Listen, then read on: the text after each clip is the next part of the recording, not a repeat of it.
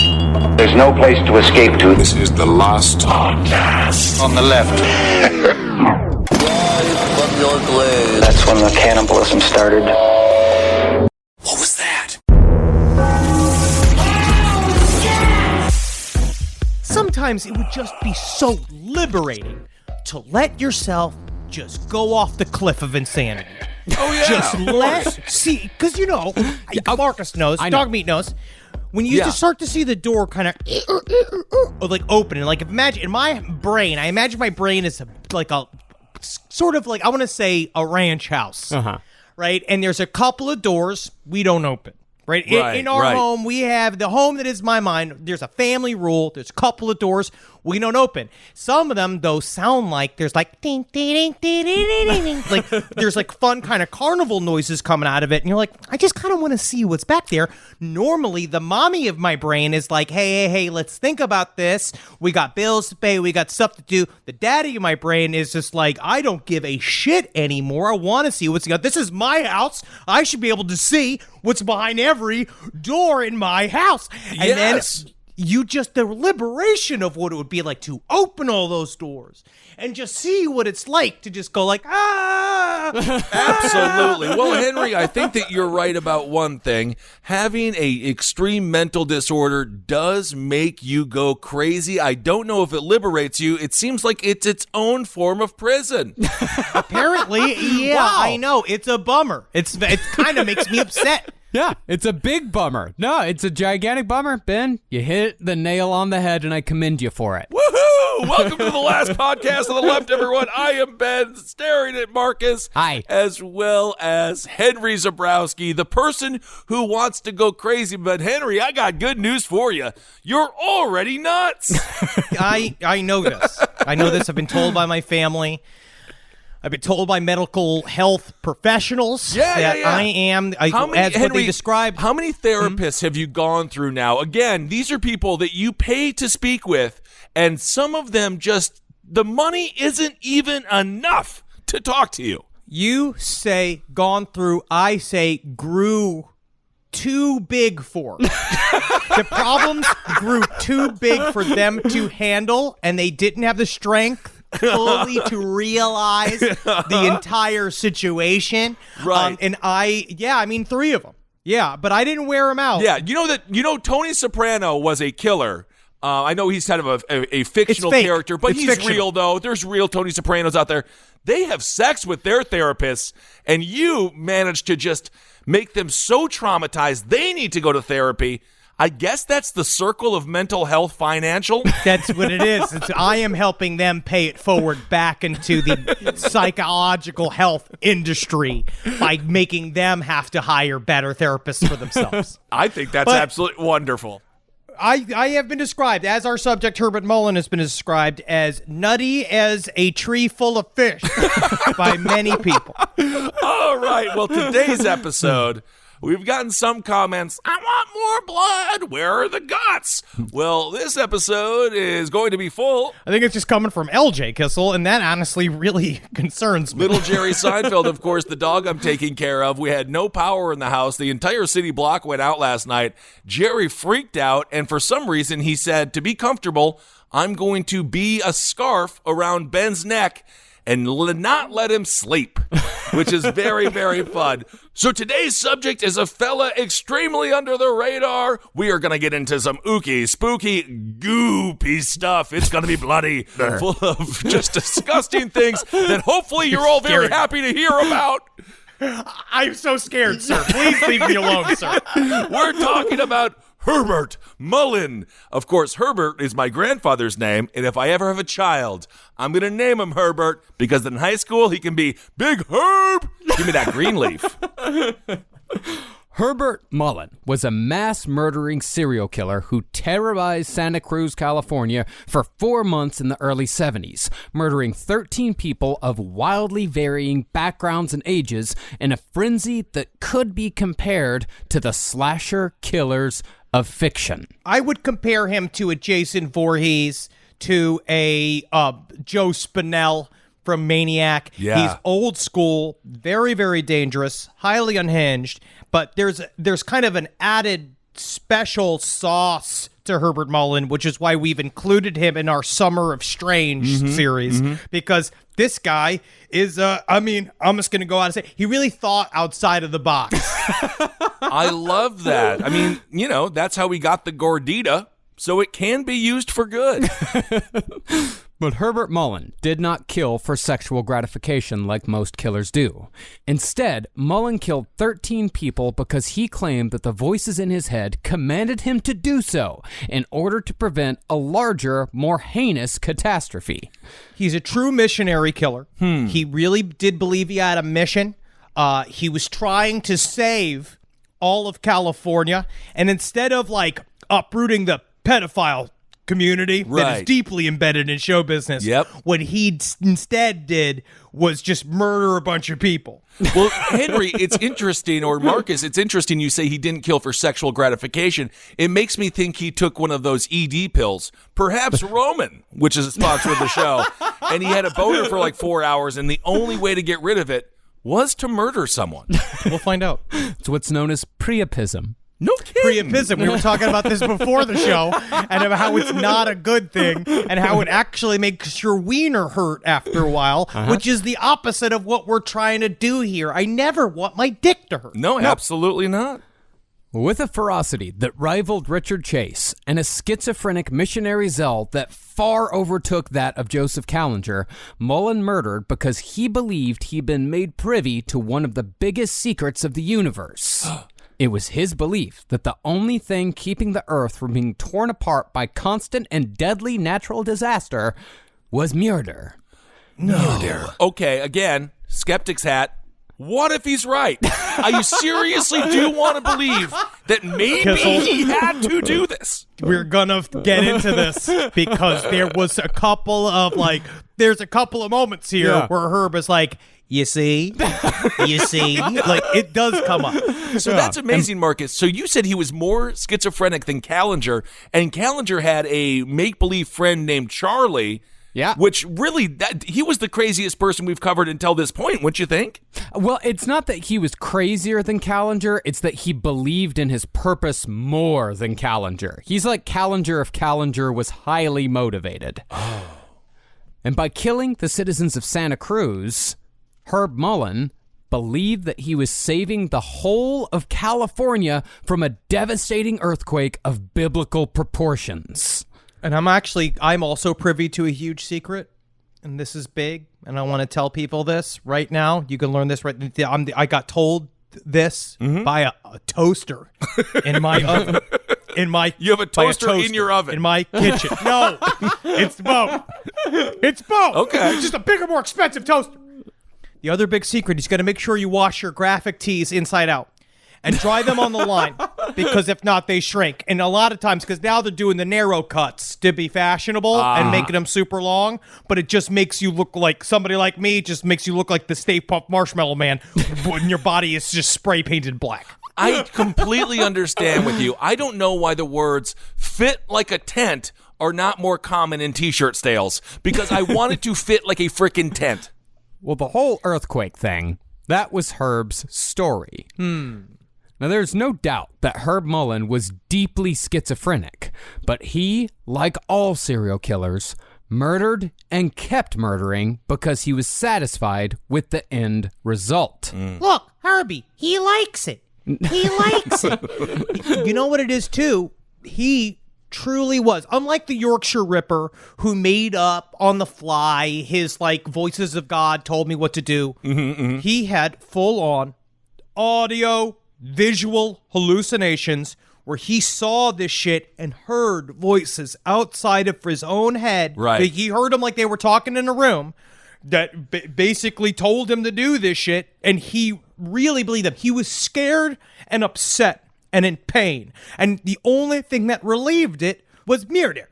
Now, and again, isn't that just I know it's gross, but it's just a form of self-medication. Well, you know what's so interesting is that I always get blamed for being a contrarian.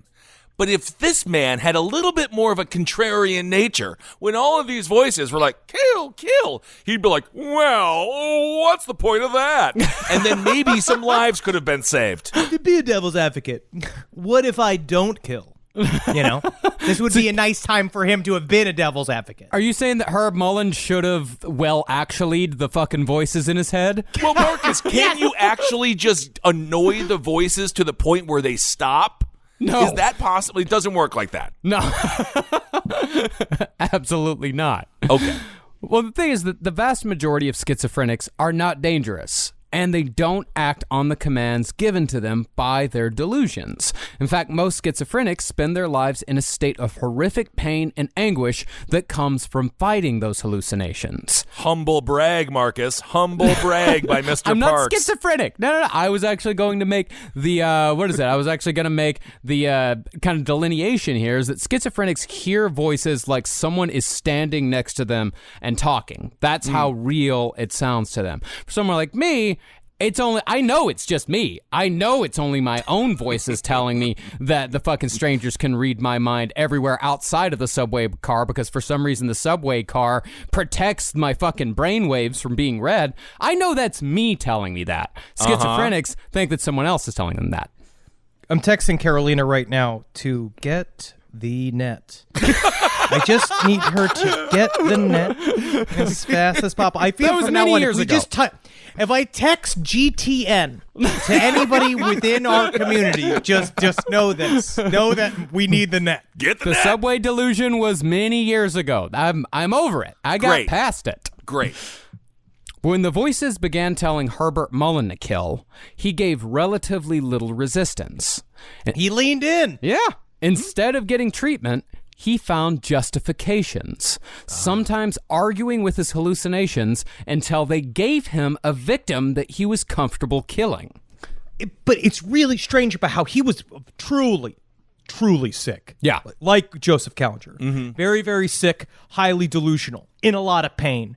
But it is interesting that he still had the wherewithal, as we'll see, to plan and execute fairly complicated murders and then evidence eradication deep within his own psychosis, because in his mind, he didn't have the missionary zeal where he thought that he was invulnerable to being caught. It was sort of the opposite. He felt that he was a vigilante for God, where he is going to be doing these actions, and he has to make sure to not be caught, because if not, he is just desperately afraid of the earth cracking open underneath Los Angeles and swallowing it whole, which actually sounds like an improvement. Oh, hello, Yeah, Uncle Z-Brow. But part of what makes the Herbert Mullin story special is not why he killed, but rather the environment in which he was killing. At the same time, and in the same town that Herb killed 13 people, Bumblebutt Ed Kemper was also active. Yep, and they would end up being roommates in jail. They literally would be, Oh my put God. side by side to each other, which we'll cover next episode. But Santa Cruz was jacked up during this time period. And Santa Cruz, of course, is one of the best vacation places to go in the country. Now, apparently back then, it wasn't so safe. Can you imagine being a celly to Bumblebutt Kemper? Where do you even go? Oh, You would just dang. constantly have to be like, Ed, Oh. can you move your butt somehow? We'll cover all that next week. Just the dumps that Ed Kemper must have taken. As a 6'7" man myself. Because the thing is, Kissel, you're a 6'7" man, but you don't have a big old waggling butt. No. You have a weird kind of almost narrow butt, and I imagine your poops actually probably come out like more like splatters. They do. More like sharts, right? They absolutely do. That's They the- come out as gigantic, splattering, destructive beasts. Okay, best Peanut friends, buttery. do we have to talk about each other's stools? Because Marcus's, they don't come out at all. I tell you what, today I took a solid dump that looked, and I'm not joshing around here. It looked just like a pair of Dickin' balls. I had two little lumps and one big long one in the middle, and I was so happy Wow. that I was like, maybe this really is becoming a fundemic. Isn't that a great, you shat out a cock, the Henry Zabrowski story. Well, by the time Mullin began his spree in Santa Cruz, Ed Kemper had already killed and decapitated 3 co-eds in the same town in recent months. And when more bodies showed up, investigators had no idea how many murderers they had or why they were murdering so many people. Damn. There were no leads at all in either case, and these killings were coming on the heels of a brutal family annihilation that had occurred in Santa Cruz at the beginning of the decade. Jesus. This isn't like, and Santa Cruz was not a high crime rate town. It's not like there was awful shit popping off all over. There were just these awful, brutal serial killings and mass murders just happening, just popping up. This was like the sleepiest little town. Right. It was really sleepy, and you learn far too much about it if you read the Die Song by Donald Lund. If you we'll cover it, but it's just, because it constantly talks about Santa Cruz. Every true crime book that came out in that mid-'80s always starts with a biographical, topographical discussion of the town, that all of the crimes happen, that is entirely unnecessary, and it's the most boring shit on the face of the planet, and you're just like, I'm reading a book about a serial killer. I don't want to know about the natural tributaries that made Santa Cruz an ideal shipping destination for both legitimate and pirate sources now, in the 1860s. I don't care. Now, I don't care how long it took the trains to get to Santa Cruz. Well, to be fair, I didn't have to suffer through all of that, but I do understand why that makes the story that much more horrific. It's Anytown, USA. It's a beautiful place. When you hear about violence in places that are maybe a little bit more, like when you hear about violence in Philadelphia, like Callinger, it doesn't have the same gut punch than when you hear about it in a place where it's like families are vacationing, everything is nice, and it's like, but there's 2 killers on the loose, and believe it or not, one has a huge ass. And then you have Don Knotts as a police officer legitimately going, well, I can't believe what I'm seeing here. And he's used to like jaywalkers and like town drunks. And then he finds a decapitated woman's head that's just been raped by a 6'7" beast man. And they just all of this, just open guts and breasts being lopped back and forth, and just Don Knotts going, well, I gotta tell the sheriff about this. Just shattered with PTSD for the rest of his life. Meanwhile, the biggest crime before was some fat kid in town named Herbert who used to suck all the jelly out of the jelly donuts with a straw, and they finally arrested him. And then they're like, and now we got people fucking corpses? This is where it begins. This is what's called a hippie movement. Well, concerning the crime that sort of kicked all this off, on October 19th, 1970, another schizophrenic named John Linley Frazier broke into the home of optometrist Victor Oda and tied up the doctor along with his family and his secretary. Once they were restrained, Frazier shot them one by one and dumped the bodies in the backyard swimming pool before setting the house on fire. Oh, this is one of my true nightmares.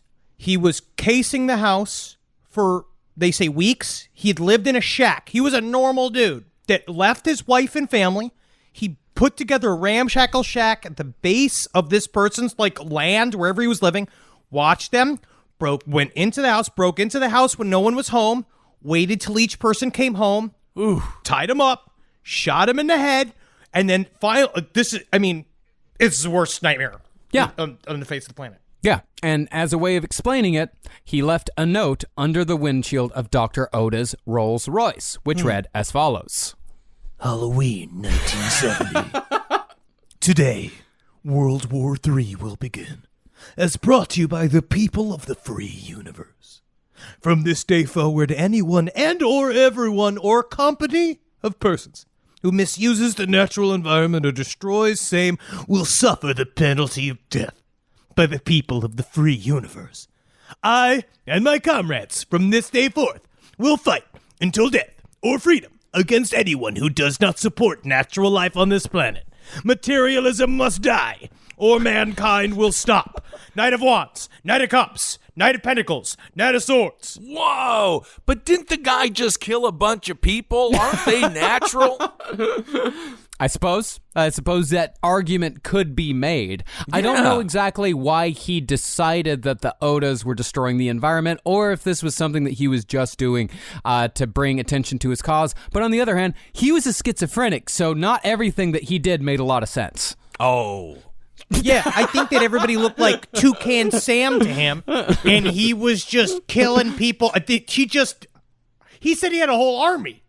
He had a lot of plants. Yeah. Right. Now, naturally, the actions of John Fraser, Ed Kemper, and Herbert Mullin, it all begs the question as to what exactly was in the water in the early 70s in Santa Cruz. Mm-hmm. But perhaps a better question is not what was happening in Santa Cruz, but rather what was happening in America. See, it's sort of insane to think that a man like Herbert Mullin, who killed 13 people in 4 months, would be one of the lesser-known killers of the 70s. Mm-hmm. Now, it could be that stories of schizophrenia are difficult to relate to, and they make people uncomfortable, because, after all, part of why people love serial killer stories, at least in my opinion, is because they're trying to relate to the killers in an attempt to understand them. And most people can't relate to a schizophrenic. And nowadays, what we can see is that I think at this time period, schizophrenia was much maligned. They thought they kind of naturally assumed you would become a dangerous person if you had it. Right. Where nowadays we know that is not the same. Having schizophrenia does not make you dangerous. It doesn't make you but it's weird that it took this dark turn, especially during this time period, where more and more people that were suffering from mental illness were just going fucking dark. Because I got schizophrenics on the street. You can rent an apartment and be schizophrenic. You could fucking run a CVS and be schizophrenic. We don't know, because a lot of time I'm just hoping someone has a delusion that's just like, You should go to college. Yeah. You should become an optometrist. like, that's all I want to hear is just one person with an encouraging schizophrenia hallucination. Well, I know, I know a lot about wrestling, I know a lot about politics, but I don't really know a lot about mental health. Is it possible to just turn the voices into your own whack pack and have fun with it? You don't. So one voice, he knows how to fart on command. And it's amazing. That's what I'm saying. That's great. Can you turn them into like fun-loving characters, and then you're the Howard Stern, or do they just tell you? Do they have personalities that are so baked in that you can't change them around to make them fun? You cannot control them in any way whatsoever.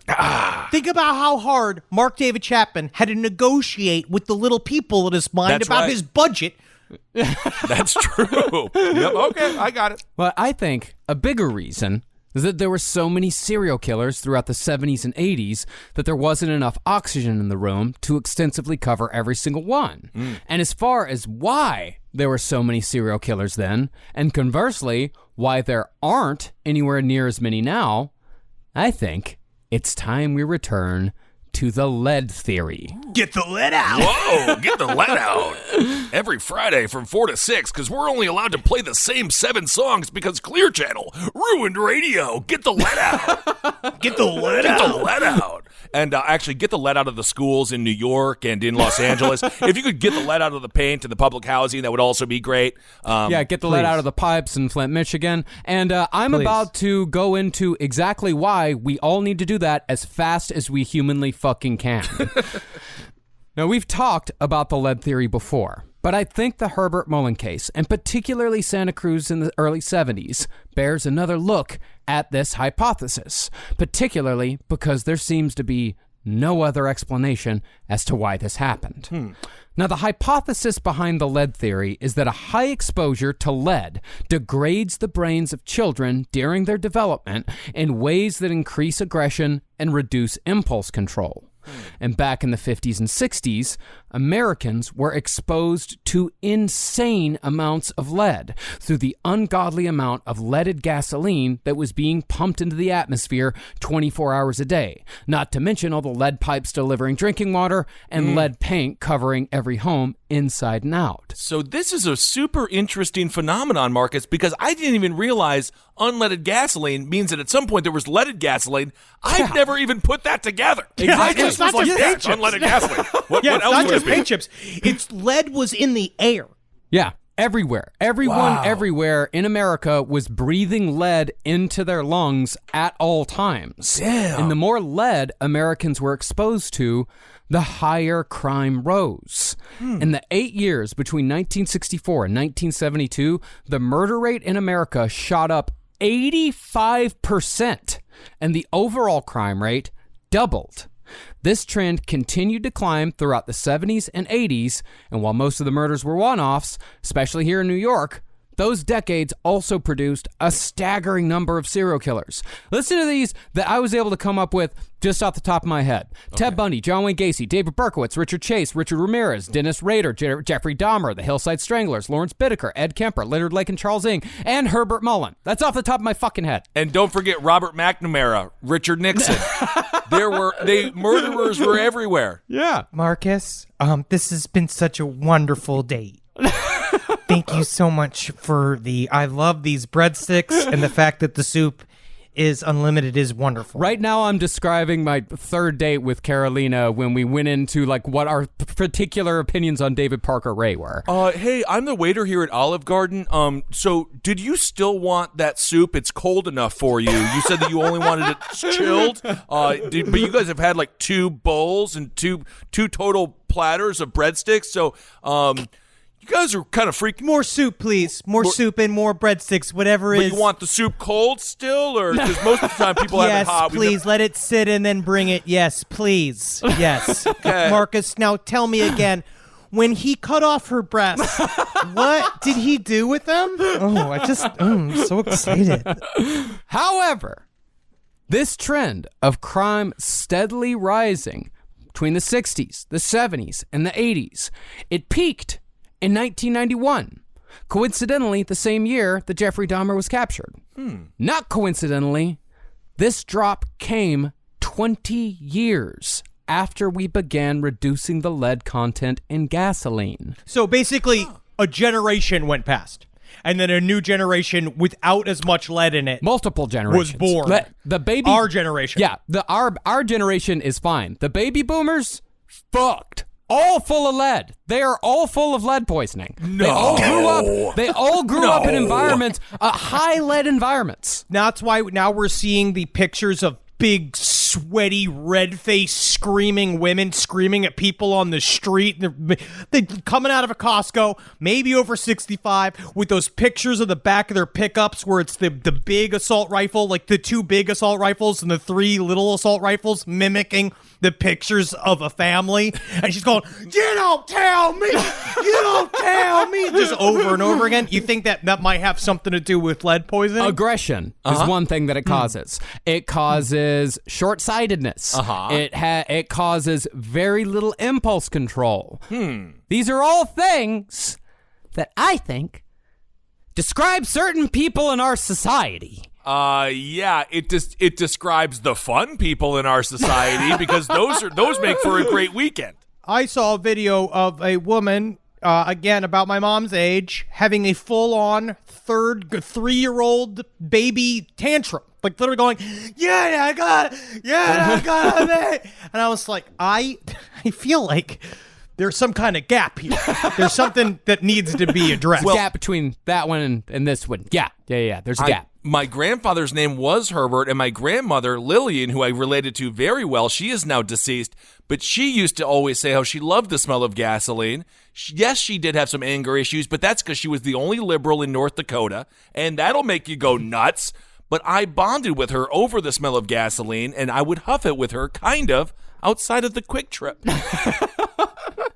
There's all types of families. All types. Well, outside of a couple of small spikes here and there, the crime rate has continued to drop nationwide for decades. We are still going down. Now, some might say the correlation does not necessarily mean causation. And you might also say that the real solution in the 90s was increased policing and improved investigative tactics. Now, the investigative tools like VICAP and psychological profiling, they certainly contributed to the drop in serial killers. But as far as all that increased policing bullshit goes, the lead theory applies right here in New York City. By the early 90s, New York City had been the murder capital of America for decades, and the accepted narrative is that Rudy Giuliani and Police Commissioner Bill Bratton turned the city around through broken windows policing. Yay. Well, essentially, broken windows policing is the theory that if you aggressively arrest, prosecute, and imprison people for even the smallest infractions, then larger crimes will cease. It's trickle-down policing. Yeah, it's like doing Russia and Saudi Arabia and North Korea. Yeah, it always works. It's great. And for years, people have believed that it worked because New York City is, after all, one of the safest large cities in the entire world today. Problem with that assumption, though, is that the murder and violent crime rates in New York City began falling 2 years before Giuliani even took office and installed Bratton in 1994. Well, I still remember when I first moved back to New York in 2006, and I told my dad that we were performing in Times Square, and I remember him saying, "Don't get stabbed by a hooker." And I was like, now it's owned by the Disney Channel. Another argument is that this was just the end of the crack epidemic in New York City, and that's why crime fell. But that doesn't explain why crime and murder began to fall nationwide in the early 90s, or why much smaller violent acts like schoolyard fistfights also greatly dropped at the same time. Nor does it explain why this is a trend worldwide that has been proved over and over again. Bans on leaded gasoline correlated to drops in murder rates in both Japan and Jamaica 20 years after bans were instituted, just as they did here. And in a bit of good news, experts on the phenomena predict that the same thing will begin to happen in the Middle East this year because they finally banned leaded gasoline at the beginning of this century. Are they trying to, they basically blame ISIS on lead? Yes. Interesting. Well, there's a lot of things that play there. The Obviously lead there's probably doesn't help. Yes, I'm not Yeah, there's a lot of belittling it. I know it's a fucking massive Byzantine, thousands of years of history all wrapped up into one, but the lead is just what we're talking about. This theory even goes back to civilizations thousands of years old. Some hypothesize that the fall of the Roman Empire coincided with the increase in the use of lead pipes in Roman plumbing, which resulted in a less intelligent, more aggressive population. They ramped up their use of violent sports as entertainment. Their society fell apart from the inside. Like the whole thing just kind of fell apart and fell to barbarians. So, but who knows? But if you read books by like Angela Carter and stuff, certain barbarians' idea of society could be very interesting. A little bit more cutthroat, a lot more lead. Yeah, of course. A lot more lead. Marcus, I do have to say, though, I think you're not giving Ed Koch enough respect. How am I doing? How am I doing? Ed Koch? He built a lot of apartments and things like that, which also was good. But then, of course, he did start gutting Times Square as well. But, you know, there was some good stuff as well. I'm not saying that lead is the only reason why things got better, the only reason why things got bad. I mean, there were, of course, other factors, but it accelerates it. That's what lead does. It accelerates things, and it just makes it that much worse. Okay. Yeah, in other words, lead poisoning just might be one of the secret keys to understanding just how much environmental factors affect humanity in ways both small and extraordinarily large. Wow. And always will. Interesting. Now, I mean, as far as why mass shootings have replaced serial killings in the last 2 decades, I mean, I think that maybe we should look at the rise of another society-wide brain-warping force, namely the internet and specifically social media. But What? That's for far more intelligent people than me to explore. I think we should look at video games. It's video What are these games kids is doing what's with doing video it. games? You know what I really think is doing? It's all that guitar music. It's kids guitar like. music, and there's guitar music in some of these video games. I just saw my son playing this one game where he plays guitar in a video game. It's called And when Rock I saw Band. that, when I saw your son doing that, the first thing we both did is that we took him out back. we removed every inch of his clothes. Yeah. And we beat him with hangers. Yeah, because you're Just so playing he video knew how games. much we hated guitars, and I hate electronic music. Recently, a group of internet utopianists who said back in the 90s that the internet was going to change the world for the better got together and said, we're sorry. We made a mistake. We did not need this. This is bad. The human brain can't handle the internet. We're built for villages. Our brain is built for villages. We can't handle global connection. But that's for smarter people than me to decide. I don't know. I always felt that I was built for the stage. Yes, indeed. But no matter what's happening now, Santa Cruz, California took a big old bite of the lead poisoning sandwich in the early 70s for some reason. And the results were John Linley Frazier, Edmund Kemper, and especially Herbert Mullin. Our sources for this series are Deadly Voices by C.L. Sweeney and The Die Song by Donald Lund and Jefferson Morgan. And while The Die Song is good, it's classic mid-'80s true crime, Deadly Voices seems to benefit more from the passage of time. Because it's much more recent.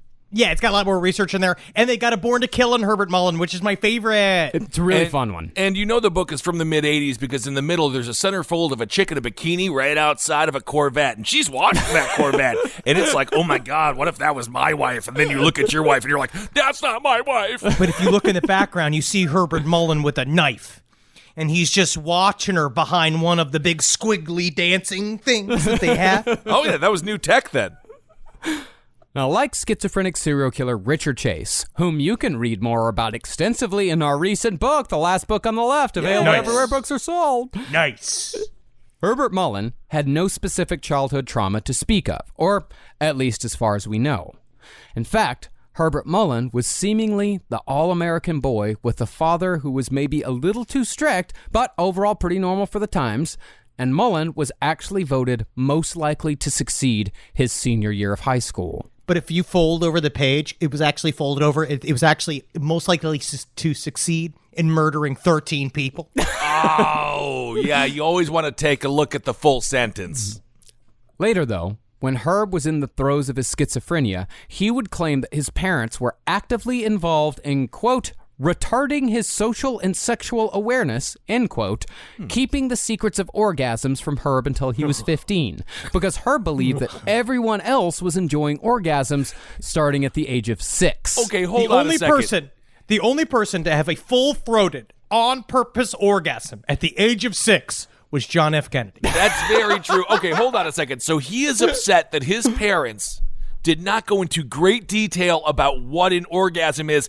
That is all of our nightmare, is our parents sitting us down to be like, when mom sounds like she's laughing in the bedroom, believe it or not, it's not laughter like a joke. It's laughter like I'm twiddling her bean just right, Benjamin. So sit down. It's like, what 15-year-old boy is like, Mom never explained how her orgasms worked and Dad never told me how to shoot. It's disgusting. You know, when you go to the soda machine at the pharmacy, get some soda pop, and you press the lever, and all the big viscous brown liquid filled with bubbles just pours and pours and pours out. Yeah. I do that. Well, it wasn't even that they didn't tell him about orgasms. It's that they didn't tell him how to have orgasms. Because when he was in the throes of his schizophrenia, he thought that every first grader was just walking around having orgasms all the time. Oh, God. Oh, God. Well, maybe sex education would have helped. But I also think that man wants something that he doesn't actually know he doesn't want, which is his parents going into great detail about the human orgasm. I would feel very uncomfortable if an elementary school level sex ed class was telling everyone how to pleasure the clit. I would feel there's a part of that would really, I feel like it might be good to at least talk about the clitoris. But until I guess you got to wait till you're 15. I don't know. I would say freshman year in college, you can take a class just on pleasuring the clit. In reality, though, about the only thing that could be considered traumatizing was the fact that Herb's mother was an extremely religious Catholic, which certainly had a bearing on Herb's acceptance of his own bisexuality. They reminded me quite a bit of like Tom Green's parents. Ah, yeah. During the show, when he was pranking his parents, they are both well-meaning, conservative people that every single time Herb roll back in crazier than ever, they would just go, I don't know what to do. I don't know what to do with you, Herb. And that's the only thing they could say while he's ranting about fucking how his penis is filled with devils. And it's like, it is just, I just wish we could all sit down and have a Kool-Aid and just talk about this normally. Yeah, it seems like his parents were not prepared to have a child like Mr. Herbert Mullin. Oh, no. Now, that bisexuality, or Herb's fear of it, might have something to do with what many believe was the cause of his first mental break. See, while playing high school football, Herb became extremely close with a boy named Dean Richardson. Now, this could have been a Hobbit-level friendship here. I mean, Hobbit-level friendship includes 2 or 3 kisses a month. Every once in a while. Got to. But it could also be that Herb was in love with Dean Richardson, because the way Herbert Mullin reacted to Dean's untimely death was the same way one might react to the death of a lover. See, the summer after the two graduated high school in 1965, Dean flipped his car and was killed in the crash. And this absolutely destroyed Mullin, and the death, combined with the struggles he was having with his own sexuality, triggered his schizophrenia. Like right now, this is kind of like a fun, dark version of a Dead Man's Curve story. You never hear the other side. Right. You're like, because sports are a little gay, right? Yeah. You're out there, you're soaping each other up, snapping the towels at each other, saying good game, spanking each other. Everybody's joking and joshingly in a way about the size of everybody's penises, which means everybody's looking, everybody's scanning. Just all the huddles. The huddles are very sensual in a way. I think you have a gross misunderstanding of the majority of sport, but yes. I remember sport being just very European almost in a way, where everybody's sniffing each other's butts. I don't really understand what happens. It's very Roman, Henry. Yes. Shower time was very revealing, let's say. Yes, but then you lose him. You lose your closest tight end, right? You and him have been, I don't know what you're doing, playing hopscotch together. I don't know what you're doing in sports that makes you super close. I don't know if you guys are both like, you have like wink codes with each other and all that kind of shit. Then he flips his car, and then you hear that, well, where's my baby? Long took away from me. But then you're having a fucking full-on Kristen Stewart level meltdown inside of your apartment. That's fucking sweet movie. That is, yeah, sweet movie, sweet song. Do you think that without this, something else would have triggered his mental illness? I mean, or is this one of those things that was so catastrophic at such a young age where his brain was just like, I think we're close to connecting these two synapses. We're going to get there. Oh, shit. And they just sort of like went the other way. I don't know. I mean, schizophrenia usually kicks in around this age. You know, it kicks in late teens, early 20s. And I don't know enough about schizophrenia to really tell you if there is like that almost point where it's like but I think schizophrenia, once it's there, like something's going to bring it out. You know, something's going to make it happen. It's a chemical thing. So eventually the chemicals are going to, eventually, whether it's big or small, something's going to fuck it up. If it wouldn't happen when he was 18, it would have happened when he was 22. Sure. We should do a mental health merch movement called It's Chemical Thing You Wouldn't Understand and make those shirts. The shirts that must be worn without pants. It's Chemical Thing You Wouldn't Understand. You wouldn't get it. Sorry. And then for some reason there's an arrow on the back of the shirt pointing to their butt. Yeah. You wouldn't understand, would you? Well, at the same time that Herb's schizophrenia kicked in, Mullin also said that he began to feel the first urges to kill. This also coincided with Herbert's lifelong habit of trying to find someone or something to blame for everything bad that's ever happened.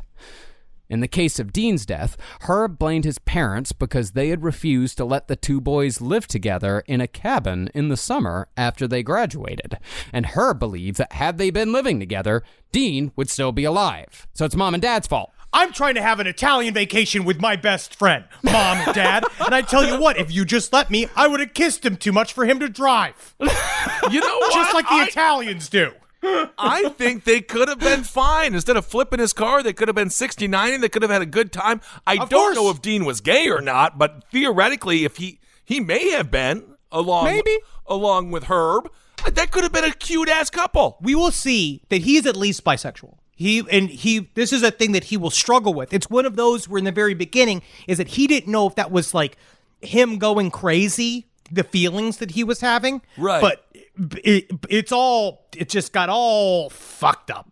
I mean, they could have had a great organic soup restaurant, Dean and Herb's Soups. It could have gone. It's a cute couple name. It is a very cute couple name. Well, this blame game would be a running theme in Herb's life. Of course, blaming his parents for Dean's death. And his schizophrenic brain would eventually lead him to believe that his parents had also created his murderous urges through the power of telepathy. The Die Song, which we'll get to next episode. Interesting. But either way, after Dean's death, the voices began, and Herb started building intricate shrines to his dead friend in his bedroom, composed of pictures of Dean and trinkets relating to their friendship, all on the command of the voices. Look, I found one of his pubes. I hope it is. You're going to want to put that next to the picture of him scoring that touchdown that he had there in the big game. He was so proud of it, and his pubes. What I didn't do is I had this little Ken doll here, and I put his little fun little jacket on him, looks just like him, and then I could put the pube down and put a little mustache there. Well, the tragic death also led to Herb breaking up with his high school sweetheart, Loretta, telling her that he was gay, had always known he was gay, and was just now coming to grips with it following the death of his closest friend. I'm gay. You knew it. I'm super gay about it, okay? And I'm going to yell at you, ma'am, and you get away from me, ma'am. I am gay as hell, and I'm sick of looking at you. I'm sorry. But despite his worsening mental state, everyone figured Herb was just going through a thing. Dean died, he's going through a thing, he'll come out the other end eventually. I've always said that when you lose a great friend, you turn gay for about 6 months, and then you come back. I mean, that's a natural, that's the 8th step in grief that we never talk about. Yeah. Well, I was honestly, because I knew this, because after our good friend KB passed, and then you sent me that picture of your erect penis with a fez on it, I knew that this was just a thing. A thing. That's right. The little-known fact, yes, after Kevin Barnett passed away from Round Table of Gentlemen, Eddie, Henry, Marcus, and I had sex with each other. And it was... Just to see what would happen. Just to see, yeah. Yeah, I felt like a bunch of birds having sex with each other. Yeah, it was just... Absolutely wonderful. But honestly, think about how chill his parents are. He has come out. This is 1965. It's really, really intense. They're trying to give room for his grief. But his grief came out in a way that they really were. They weren't expecting this. They were not expecting this.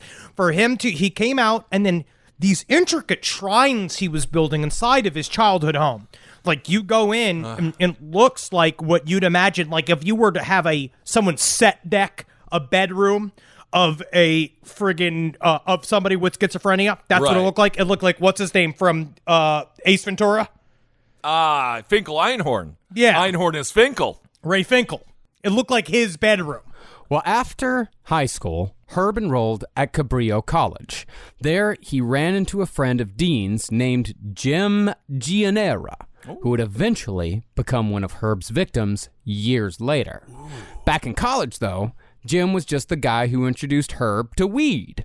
And after marijuana, Herb started doing acid, which is just about the worst drug a potentially violent schizophrenic could take.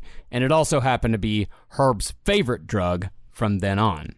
Oh, dude, that's what I'm talking about. Big Herb coming in, smoking the weed, taking the acid. That's the thing with the name like Herb. Now, I understand he becomes a serial killer. Yeah. But my kid, when I name him Herb, up until now, you gotta be cool. Tracks. You got to be cool, taking some acid every now and again, smoking that sweet Herb, Big Herb with the Herb. It's going to be great. But if your kid is not cool, then his name is Herbert forever, and then it can be bad. It would be fine had he not been schizophrenic. Yeah, that's the problem. It's not the small amount of acid. It was a gigantic amount of acid. One of his friends said he did 10 hits in one sitting. He went over to a party because Herb is my height, a stout 5'7", little man, tiny beady eyes, mullet, fun kind of grapply. Like he looks like I don't know way to maybe to describe him. He said he looks like your sister's ex-husband. Okay, great. And he said to this party, he took 5 tabs of acid and just ate it. And they said the way he said, he like contemplated and sat and thought about it, like, I'm gonna need to take 5 more of these. And then he took the rest of it and then he just like folded into his mouth like it was a piece of fucking a stick of chewing gum. Right. And then he just played movies in the back of his eyelids. I mean, so far, no harm, no foul. The harm is 13 people dead. No, I know. I said so far, Marcus. I'm just saying. Up to this point, he's just cool, big Herb who wants to suck a ding dong every now and again. He's a cool guy. Well, during his short time in college, Herb's personality began to change after all the acid he was doing, and his interest gravitated towards Eastern religions and the concept of reincarnation, which Herb thought was maybe a path to bringing Dean back to Earth in another form. Maybe Dean could come back as a little mouse, so I could carry him around in a bag all day. Or maybe he could come back as like a really, really big mouse, so I could crawl up inside him and I can live in there all day. Or maybe he'd be like a koala. At the same time, though, Herb also reached back out to his high school girlfriend, Loretta, saying that actually, I'm bisexual, not gay. Okay. And he eventually proposed to her. Come on, let's do this. You and me. Let's get married, all right? I got one foot in one riverbed. I got the other foot in the other riverbed. In between my legs is a river of love. And all I want to do is be with you, baby. I'm not that gay. Big Herb. She said yes, but only under the condition that he quit both weed and acid, because it was obviously very bad for him. It was very bad for him. It was visibly bad for him. But I know the murders and stuff. But at this point, he hasn't killed anyone. He's just a cool. At this point, it is very visibly bad for him. He is getting angrier. He is getting more violent. He is getting more delusion. It is visibly bad for him. Yes, he's not bathing. He's totally out of control. Literally, completely, totally out of control. The words that are used to describe him are things like unhinged, physically violent. He's unpredictable. Is a lot, which is difficult in a marriage. I see. Okay. Very difficult to deal with. Yeah, difficult to deal with. And of course he didn't, and he doubled down. He smoked more weed and did more acid than ever. And eventually he did have his first homosexual experience, and he broke up with Loretta, but she didn't really care because, as we said, he was very angry, very violent, very unpredictable, very unhinged. Big Herb! You know, there was a term in the Die song that I can't handle. And they keep saying, all these hippies keep saying, yeah, Herb would blow grass every once in a while. Like they kept saying blowing grass, which I've never heard before or since. It's awful. That's fucking horrible. Man, I love it, dude. I'm saying that from now on. Yeah, it's going to go blow grass. He just moved here. This is my buddy Grass. That's a funny old joke that's called like, hey, do you ever blow bubbles as a kid? Yes. Oh, yeah, you knew Bubbles? Yeah, it's that story. Yeah. Well, Herb's thought processes also began to become more erratic and abstract, as is evidenced by this letter he sent to his parents following a marijuana arrest in April of 1968. Bill and Jane, hey, as I have mentioned in the past, someday I would meet the establishment head on. I was arrested on April 21st. Yes, that day, the game started. The charges against me are camping by the SL River, possession of paraphernalia used for smoking a narcotic, and possession of a restricted dangerous drug without a prescription. Yes, as I have tried to explain, I am a student of Eastern thought, but because I was baptized a Roman Catholic, I have the gift of Christianity, right? Both these philosophies agree that all things of the body and sense in all states and activities of the mind are merely phenomena, temporary playthings. Bill and Jane, my present imprisonment is imminent. in an eternal sense, self-induced. A necessary event in the body's wave. So you remember the ocean? Do you remember the ocean? Of course. A wave is the ocean, and the ocean is the wave. Your earthly son, Herb. I said the exact same thing to my parents after my freshman year of college. I am That is like pretty all of us certain. did that. I mean, you went through a dashiki phase, Henry. We all Yes. came back. After freshman year, all of our parents are like, why are we wasting money on this? This seems like thought control. They're coming back all different and changed. Literally, I remember having a New Year's Eve where I was on so many mushrooms, I had burnt my shirt in a bonfire. So I was shirtless, freezing. I had my jeans on, no shirt, right? Didn't bring a backup shirt, too high. I forgot, I got to call my fucking parents. I'm supposed to call my parents on New Year's Eve. And then I'm pretty certain I said this exact speech that night. He was expanding his mind. Unfortunately, it seemed like he ended up tearing it, though, huh?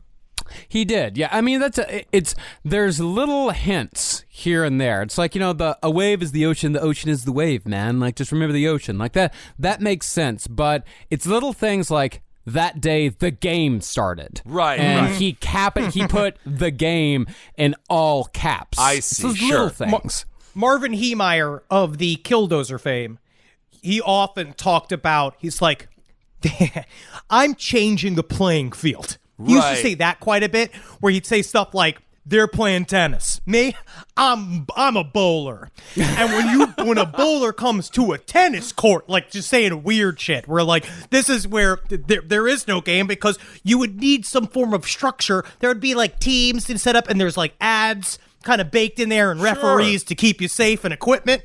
So is this something where he can now separate reality? If it's just a game, it's not like people don't really matter. It's a game. Is that like sort of the psychological approach? It's kind of the other side of it. It's the game is becoming real. Okay. It's that he is starting to believe that, like, the sorts of like fun thought experiments that me and Henry do as far as like magic goes, magical thinking. It wouldn't You be guys cool just if come on a bunch of paper. we did for a while, and hey, look at where we are now, buddy. I wouldn't complain too much You if guys I had were to you. stop doing that because it was destroying everything. No. You should have seen the pile of cum I showed to Spotify. But all that stuff, that we talk about with even like with stuff like Jeff the Talking Mongoose. Right. He was starting to believe that all that shit was real. Okay. Mm-hmm.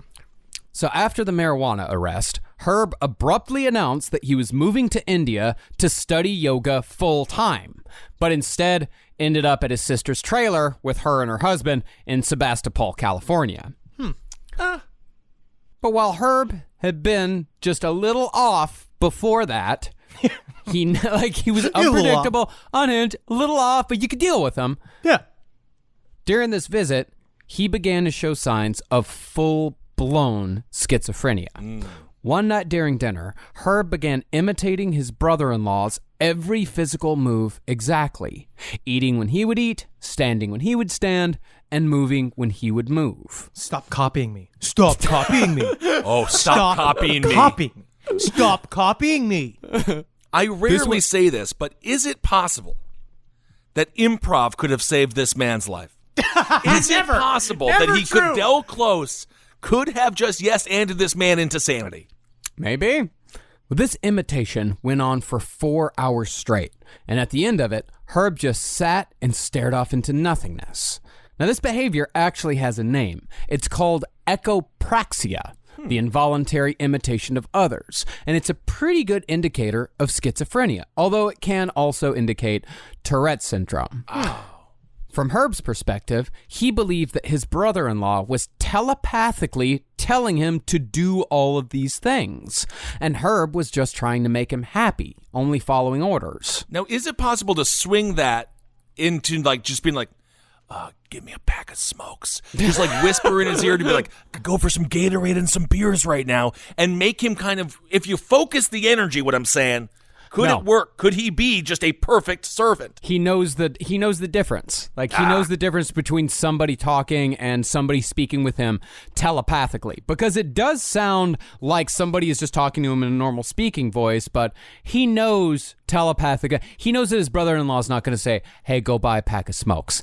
Instead, it's very strange stuff. It's very strange. It's very scary. These are the things that cause people that have schizophrenia to live in total fear. Because you believe, you're reading into and symbolizing everything. You're creating, essentially, not drama, but story to every minute of your life, kind of. Everything takes a deeper second meaning. So you're watching your brother, and you think that he's like giving you knowing looks. You look directly at your brother's face, and you hear a voice that says, "Copy me, do exactly as I'm doing, and you'll be safe." And you are just going, all right, doing it. And you don't understand why everybody else is so mad, because you think that you're doing something correct, and that everybody else is in on it. I mean, honestly, he does sound like he's perma-tripping. Yeah. It is. But based on this episode, Mullin was convinced to voluntarily commit himself to a state hospital in Mendocino. During this first stretch of 6 weeks, Herb spent most of his time talking about yoga and, in his words, listening to cosmic emanations for guidance. In summation of Herb's condition, a doctor wrote, schizophrenic reaction, chronic undifferentiated type, prognosis, poor. Damn. Unfortunately, though, even though Mullin was prescribed antipsychotics, he didn't agree with the diagnosis of schizophrenia, instead choosing to believe that he was on the verge of discovering the yogic secrets of the universe, while also believing that all of his problems could be blamed on drugs. It seems that the schizophrenia caused him to not believe that he had schizophrenia. Right. It's very interesting. So, instead of getting badly needed treatment for his schizophrenia, Herb checked himself out and went back to his sister's trailer and propositioned her for sex. Come on, fuck your brother, come Hold on. now. What's going on, sis love? What's happening here? And when she refused, he propositioned her husband. Can you imagine? They are in a trailer. All of a sudden, he busts through the door and is like, let's fuck. And you're like, what are you doing? That has got to be horrifying. Now, naturally, after the sex proposition, Herb's sister didn't want him around anymore. Oh, rude. Didn't work out, huh? No. So, Herb moved to Lake Tahoe with a friend and took a job washing dishes at a restaurant called Harvey's Wagon Wheel while still refusing medication. Oh, my God. You can just imagine getting like the cleanest. This is the cleanest plate we have here at Harvey's Wagon Wheel, just covered in human shit thumbprints. Predictably, Mullin was back living with his parents 2 months later. While there, Herb committed his first near-murderous act, although thankfully he was stopped before he was able to hurt anyone. While hiking, Herb got into an altercation with a forest ranger because Herb was on protected land, wasn't supposed to be there. Should have done a better job protecting it because I'm in here, huh? Right? You know, my buddy Johnny's bachelor party, we were in Minneapolis, we were camping. You're not supposed to drink in Minneapolis campgrounds, which is absolutely insane. We had a security officer. We nicknamed him Fat Squatch because he was about my height and super fat.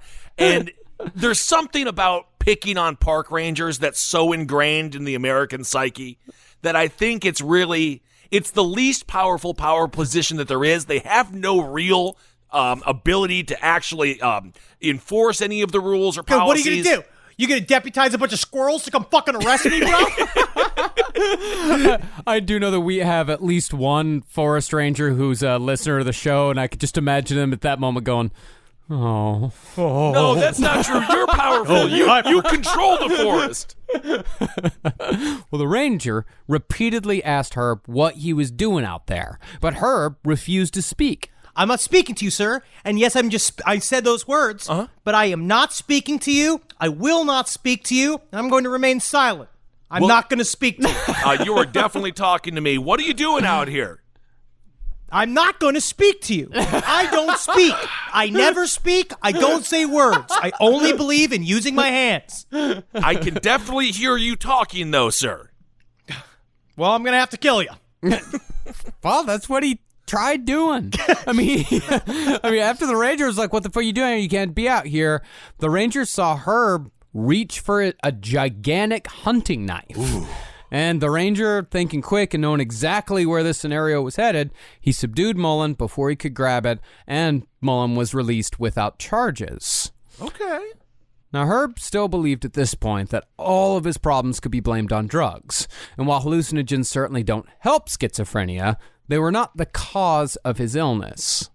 But because of this belief, he opted for a drug treatment program instead of medication. I gotta go clean. I gotta be Herb sober, which means I can only do acid in the mornings, and sometimes I have to do acid at night just so that I cannot sleep.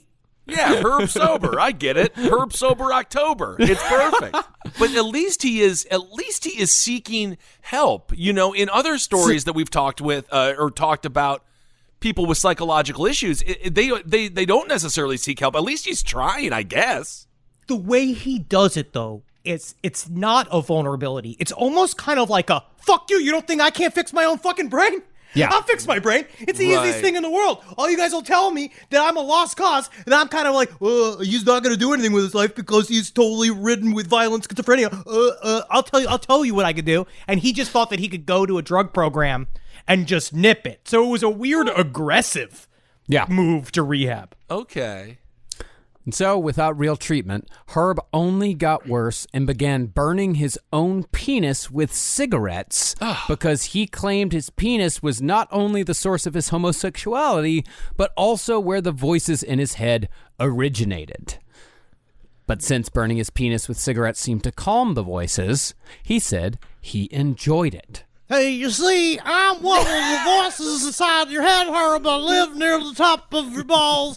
You see, I'm not Bill Cosby. I just sound like Bill Cosby.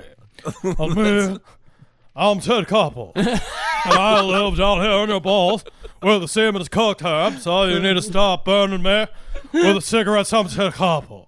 You got to stop burning me with the cigarettes, you see. I mean, we've all heard the call is coming from within the house, but in this case, the call is coming from within the cock. Yeah. Very bizarre stuff. Also, while in the program, Herb reconnected with a couple of friends, and Herb believed that these men were a magician and a guru. Okay. But since this was the early 60s, both friends rolled with it. This is where improv is bad. Encouraging Herb's delusions and increasing his belief in the magical interconnectivity of the universe. He keeps getting this again and like this will happen so many times over the next few years where he'll come to somebody who's like, well, you're really a magician, aren't you? And the guy will go, yeah. Yeah, yeah, boy. Yeah, man. Yeah, It's better than being Lloyd the auto guy. But after just a month in the drug treatment program, Herb drove to San Luis Obispo and spoke with the manager of a Goodwill where Herb had briefly worked a couple of years earlier. While there, Herb told his former boss all about the voices in his head and all about the penis burning that he'd been doing. It's nice to catch up. Then Herb, for some reason thinking that all the penis burning talk would make his former manager horny, he made sexual advances, which were roundly rejected. Hey, listen, hey. When we go back to my hotel room, I call it a hotel room, but it's a barn that I just found. That's great. You could see the little smiley face I put on there with a bunch of cigarette burns, huh? Come on. Yeah, on your cock there, huh? Yeah, my penis. It's loaded with them. Come on. So you think that's supposed to attract me, a high-level manager at a Goodwill? Yeah, I do. Turns out it's your lucky day, my friend. I love a human ashtray. Get over here. Herb then tried getting advice from a man he called his uncle. But the guy wasn't his uncle. He was just some guy that Herb called Uncle. Trying the same hugging and kissing technique, Herb was rejected again. And the so-called uncle, recognizing what was going on here, called the local sheriff, and they put Herb on a 72-hour hold. If the song Love Potion number 9 was real, this is what would happen. Yeah, but then the person would reciprocate, right? They would have the love potion. No, I believe you fall in love with everybody else is the actual meaning of the lyrics of Love Potion number 9. Oh, but they don't fall in love with you. No, it's the stuff. It's horny juice. Well, in the movie, they fall in love with each other, don't they? I don't know, Kissel. I don't know. Okay. I took my troubles down to Madame Ruth. You know that gypsy with the gold cap tooth? He's got a Nah, this song's nonsense. Yeah, it's nonsense. I'm not getting deep into it. It was just a joke. It was a one-off joke. Marcus, I'm really happy you passed Henry's and I psychological test, because if you got deeper meaning from that song, you would need to change your medication. Well, lucky for the two of you, I'm in the process of doing that anyway. Yeah. Hanging on by a string, baby. All of us, baby. Well, after the hold expired, a female jogger saw Herb on the side of the road arguing with himself and exposing his penis to passers-by, which got Herb another hold that he argued was unnecessary because he didn't think he was doing anything wrong. No, I'm just walking down, just saying, gotcha. Excuse me, sir. Have you seen my penis yet? A voice that sounds like Bill Cosby lives in there. You see, I don't sound like Bill Cosby, and not even a lot. I can sound like anything. Bark, bark, bark. I'm a dog. You see. Wow, that is a very talented penis you have there, sir. After that, Herb was finally committed again.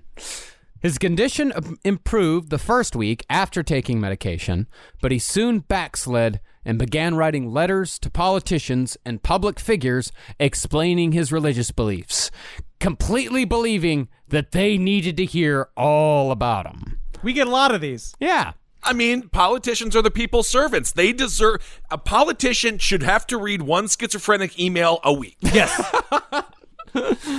After 7 weeks, though, Herb's father signed the release papers after much pressuring from Herb. This was, of course, with the strong disapproval of the staff, who wrote only that Mullin's schizophrenia was, in a word, grave. Damn. Part of that prognosis came from the fact that the voices in Mullin's head were getting louder, and he was now believing that others were speaking to him telepathically in voices so clear he could not distinguish the hallucinations from reality. After that, Mullin attended a few group therapy sessions, but still refused medication, opting instead to do yoga and take massive amounts of acid while wandering the forests of Santa Cruz. Eventually, Herb met a man named Ed Lawrence at a cheap motel, and Ed brought Herb to the commune in Santa Cruz where Ed was living. Now, Herb loved living there, loved the commune life, but the people at the commune didn't love Herb. If I'm the leader of this commune, I'm just going to tell Ed to tighten the screws a little bit on his recruitment tactics. You know, like, not everyone you meet needs to come here. This isn't the flirty fishing we were looking for. But he said he'd suck all your dicks. I got you. You guys said you wanted someone who would suck your dicks, right? I got you, Herb, Big Herb, as I call him. Asked for someone that can help. Dicks if you want. I never asked for anybody to suck everybody's dicks. I was trying to get somebody that can handle the septic issues, and we need a lawyer. We need some people with skills around here. There's a lot of people here who just suck everybody's dicks. Well, Herb will suck everybody's dick. That's great. Put him on the pile of people who suck everybody's dicks. Okay. Big Herb. Well, in one instance, Herb propositioned a Japanese woman living in the house with the possibility of having a biracial baby. Oh, they love that. Oh, that's the best way to approach anyone. If you're a white person out there and you see any non-white person, just be like, "You want a biracial baby with me?" And then they're gonna. As a matter of fact, there's a biracial dating app. It's just absolutely powerful, and you have to do it. It's called Farmers Only. When this woman refused, Herb destroyed the house's fireplace with a hatchet. Jeez. It's starting to get more violent. Okay. Eventually, the commune got rid of Herb by having one of their members convince him to move to Maui with her, and one day after they arrived, she just left the island and went back to California.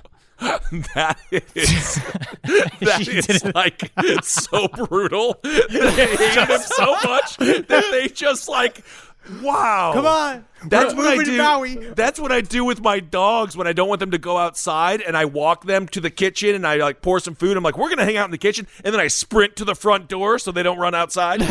All of these empty bags, empty shit, just pretty much like, oh, it's so hard to move across an ocean, you know, saying all this stuff and then getting to Maui. They got the lays on, and she's just like, I gotta go get some poi, actually. I'm gonna go step out.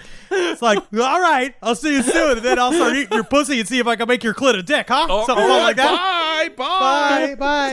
But honestly, how passive aggressive was this commune? I think that's why communes failed, because they were passive aggressive. Couldn't they just be like, you gotta go, you gotta get out of here, as opposed to this almost cartoonish like approach to getting him away from them? I don't know. I don't know why they didn't just say please leave. No, that's why most communes didn't work, because no one wanted to have any sort of confrontation in any way whatsoever. No one wanted to be the man. Yeah. Well, this move proved to be a harmful one for Herb, not because of the abandonment, but because Hawaii was where Herb was introduced to meth, which made the voices in his head that much louder. I'll tell you what, you see, I feel pretty agitated. That's why I switched to the sugar-free pudding pops to see. I am Ted Koppel, the serpent that lives in the center of the sun. Wow, Ted Cockle. Well, eventually, his parents brought him back home, and he spent 2 stable weeks in Santa Cruz. But when his meds ran out, he returned to weed and acid, except now he was adding meth to the mix. Oh, my goodness. Even so, Herb still got a job as a truck driver through, of all people, the manager of the Goodwill, who had been a party to the penis-burning conversation the year before. What do you mean, even still? He is on trucker steroids. He's on meth. He's on acid, on weed. He is like getting shipments there days ahead of time. After that, Herb began dating a guy and, after a whole lot more LSD, shaved his head and spent most of his time wearing a big black sombrero and speaking exclusively in a Mexican accent. Hey, dog meat, we all go through a homosexual slowpoke Rodriguez phase when we're young. This is fun. This is like, I wish this guy didn't kill anyone. And it would just be like a funny guy you see when you're going through small towns as you travel across the country. He then moved to San Francisco, to the infamous Tenderloin District. Now, the Tenderloin District still isn't a very fun place to visit. That's where we stayed the first time we did a show in San Francisco. Remember that hotel where there was just people screaming constantly outside the window 24 hours a day? What if I told you that the hotel that he stayed in was on the same exact block as the hotel that we stayed in? And that they showed footage of the Tenderloin Street that he was on in one of the documentaries I watched, and I saw the hotel that we stayed in, where we heard that man scream like I've never heard a person scream before. It was a place where our girlfriends could not go outside alone, or they would be violently accosted. It was also a place that did not allow cars to park on the street because everyone was having sex behind them, and their answer was, no more cars. Which is San Francisco in a nutshell. Not really solving the problem. The coverage is the problem, so we're giving them too much coverage. But back in the 70s, the Tenderloin was truly a terrible and terrifying place to behold. To give you an idea of the types of people who felt comfortable in the Tenderloin, this was where Richard Ramirez both killed his first victim and where he returned to in the middle of his killing spree for a short vacation that also featured a couple of murders. Jeez. Hey, Nat got on me on our honeymoon when I was working, because sometimes it's so hard. You find yourself in the middle of a vacation saying to yourself, I need a vacation from my vacation. I heard that. But while Herbert Mullin was in the Tenderloin, he was told by a friend that reincarnation was real, and telepathy was real too, except telepathy was not something that ordinary mortals could do. Man, and he found this is his audience. Yeah, These are his people. You see, people hanging out be like, oh, hell yeah, man, you're a telepath, that's fucking cool, that's rare, dude. My shit, I fuck garbage cans. Yeah. We can hang out. They call me Oscar the trash can fucker. Yo, Oscar the trash can fucker. Big Herb here. I can tell what you're thinking. Yeah, what is it? You want some weed? Yeah, I do. I'm also looking for a loose trash can I can have sex with. Yeah. Now, this claim that telepathy was not something that ordinary mortals could do, this was a revelation to Herb. To him, perceived telepathy was a part of his everyday life, because part of the vocal hallucinations he heard were supposedly telepathic messages from other people. So, after hearing his friend's opinion that telepathy was a gift of the chosen few, Herb began to believe that he was chosen by God to discover the hidden knowledge of humanity. Well, think about how trippy that fucking is, right? Oh. You believe, kind of secretly, that you're telepathic. You've told some people, but for the most part, you kind of walk around where they talk about in Condensed Chaos, where the smugness of the wizard, like it's a problem with the wizard, the magician becomes the other because they believe that they're holding information that no one else is privy to. So they believe they're experiencing a higher level of reality than everyone else, and they kind of become aloof and separate and feel that they are above. So he has this kind of first little inkling that he's the only person who's telepathic, or he has this telepathic ability. Then some dude randomly, just as crazy as him, says like, "You're telepathic? That makes you the one. You're super special." Which is just like the opposite of what he needed to hear. Right. While Mullin was ruminating on that, he took another dishwashing job and began boxing in Golden Gloves competitions. Yep. Dude, how scary would he be as an opponent? Just willy-wally, just like swinging randomly. 5'7", Joe Dirt hair, little wiry little guy. He had a tattoo on underneath his belly button that said "legalize LSD." All of like old school Tupac Shakur style. And this is true. That is completely true. And just him jumping into the hardest form of cardio. Yeah. Damn. And from what former trainers said, he was great as long as you kept him focused. Right. But if like Wolverine. But if you turned your back on him for more than a minute, you turn back around, find him in the corner of the ring having a full conversation with a person who wasn't there. Seriously, Bill Cosby, I need to focus on my feet work, right? See, I am not Bill Cosby, who at this point in time is a beloved comedian, soon to be discovered to be a heinous criminal. I have a voice that sounds vaguely like that so-called Bill Cosby. Bite his ear off. I am Ted Koppel. I mean, he could save a lot of money on trainers, though. He's got Cosby and Koppel in the corner. He doesn't need anyone there. Ring the bell. He'll stay focused for 3 minutes. Then he goes and talks to the corner, talks to his burnt-up cock, and then he goes back out and starts winning more matches. That's that's good psychological warfare against a fucking boxing opponent. Can you imagine that? You just have to keep screaming at your own balls to stop being gay, and then you have to go back and fight. Ding, ding, ding, ding. Time to fight again. Okay. Oh man, that would freak him. That would freak anyone out. I mean, it was a bit of a tactic, and he reportedly loved it, and it kept him off the acid. But it all came crashing down in the middle of the match because, see, being wildly schizophrenic, off medication, and very unpredictable can sometimes interfere with boxing. During one match, he hit an opponent with a hard right hook and sent him to the ground. But instead of waiting for the count, Herb inexplicably jumped on top of the guy and started pummeling his opponent in the face over and over again until everyone else had to jump into the ring and pull him off. This is an example of a man who was born in the wrong time period. First of all, cis love is now a common thread on Pornhub or any porn site that you want to go to. Second of all, he's just a great UFC fighter trapped in a boxing world. If that was UFC, knock him out, and then, of course, then Big John would have to pull him off at some point. Yeah. But I think he could have been saved by modern technology, modern sports, and modern porn. Interesting theory. I still say it's lead. Yeah. Or lead. It might be the lead. Less lead, sure. Well, this naturally got him ejected from the league. And after this crushing disappointment, Herb started doing LSD once more and ended up back at his parents' house by early fall 1972. Bet you guys didn't expect to see me again. Yeah. We actually By this point, his parents were deathly afraid of him. Oh, again, sweet old couple. Truly sweet. Did not beat him.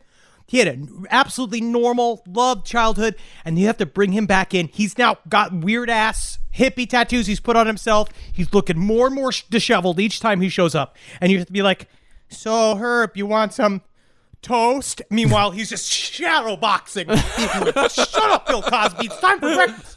Oh, man. It was around this time that Herbert Mullin began seriously studying both numerology and its relation to specific events in history, especially events surrounding his own date of birth. First, Mullin discovered that the day of his birth was also the day of Einstein's death. Oh, shit. Okay. But instead of thinking that he was Einstein reincarnated, Herb decided that Einstein had died to protect both him and all others born on April 18th from dying in the Vietnam War, because Einstein had offered himself as a sacrifice. Huh. Then, Mullin discovered that his birthday was also the date of the Great San Francisco earthquake of 1906, in which anywhere from 700 to 3,000 people died. We don't really know. Well, that is quite a gap, though, I have to say. It's 1906. 2,300 people? Okay. They don't really even know how many people live in fucking San Francisco. Okay. You know, and yeah, so it's no idea. We may be missing 300 years from the fucking calendar. Yeah. It might be the year 1700 if we want to get into that shit. Sure. What is time? It's a human construct. That's what I say. This discovery coincided with reports from local scientists who were saying loudly and often that the big one was coming for California at any time. They keep and saying of course, it. the big one was Louis Anderson. Wow, Very we're having good. fun. That's all, We're yeah. having fun now. He is Fucking having get it. fun. A tour Get de his force fucking in ass. baskets, I would say Tour de Louis force. Anderson is. Life with Louis is the single greatest cartoon in the history of cartoons. I stand by it. Don't even come at me. Louis Anderson is an underrated comic genius. Don't come at me. Don't come at any one of us. Please leave us alone. And when Herbert Mullin discovered this whole earthquake thing, that's when the voices in his head started making connections. Uh-oh. They told Herb that violent death, whether it be from war or murder, was pleasing to God. And if God was not satisfied with the amount of blood flowing on Earth, then God would send natural disasters like earthquakes to cause mass death all on his own. If only the Bible wasn't so full of that exact same philosophy. You know, like, it's not as if these are ideas he's just picking up out of the ether. That is all of the Bible, except for the part where Adam and Eve kind of touch each other's genitals. Yeah, man. I mean, this is very Old Testament stuff. Now, this is 1972, when the death count in the Vietnam War was slowly dropping. But if there were fewer deaths in Vietnam, then that meant that God was going to be unsatisfied very soon. Yeah. Jesus, he's not frickin' Pinhead. What's going on here? This isn't Hellraiser. This is a scary version of God. Remember, Joseph Callinger had the same thing. Yeah. Very scared of God. Yes. Scared of the idea of, because it's the term awesome in its actual meaning, where you're kind of in front of a force that you can't understand and your body has a reaction to it. You're scared of this omnipotent eye in the sky that now you believe you're the only one that can see it properly. Right. And so, Herbert began to think that this earthquake that all the local scientists were talking about was sure to strike at any time, and being a quote-unquote chosen one meant that Herb thought that he could and should do something about it. Now, at first, Herb thought about committing suicide, but he decided that one life would not be enough to please God. So, Herbert Mullin decided that to save every person in California, he would have to kill a few people in Santa Cruz. I don't think he understood how many people were dying in Vietnam.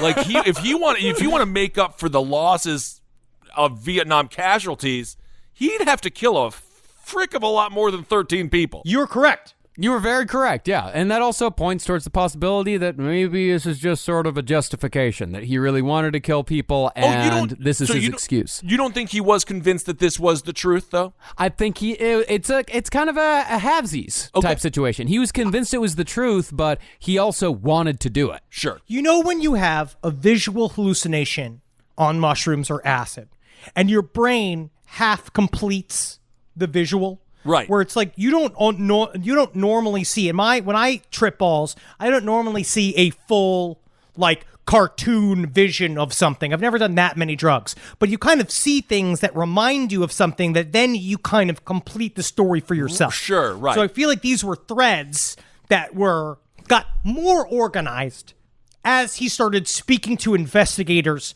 later on. but this was like a force behind what he was doing. He was inspired by it immediately. Again, he's not like Yorkshire Ripper.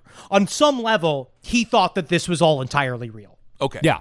I think that he was happy that it was real. Yeah. But before Herb was to commit his first murder, he decided to pay his Aunt Bernice and Uncle Enos a series of visits. Uh-oh. It's weird when he said the invitation that just said, when he sent the invitation that just said, let's have a fuck party. I'll be there at 11:30.